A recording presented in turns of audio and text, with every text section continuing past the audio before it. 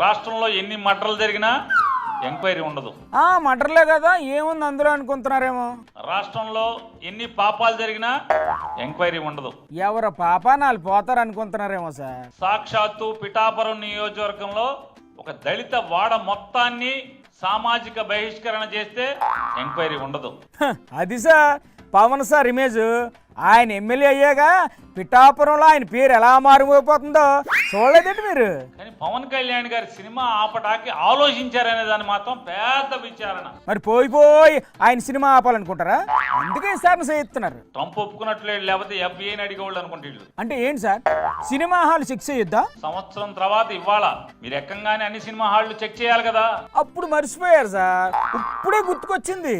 సిగ్గు లేదా అని అడుగుతున్నాను. సినిమా థియేటర్లు చెక్ చేయడానికి సిగ్గుండి తీరాలంటారా, ఉండొద్దంటారా? మీరు ఎక్కంగానే సినిమా హాళ్ల గురించి పట్టించుకోవాలి కదా. మరి అప్పుడు పట్టించుకోలేదండి.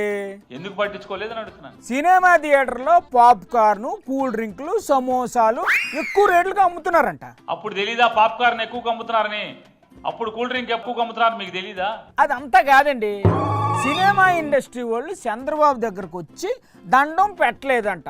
ఆ కోపంతోనే పవన్ సార్ థియేటర్ల మీద పడ్డారని బయట టాకు.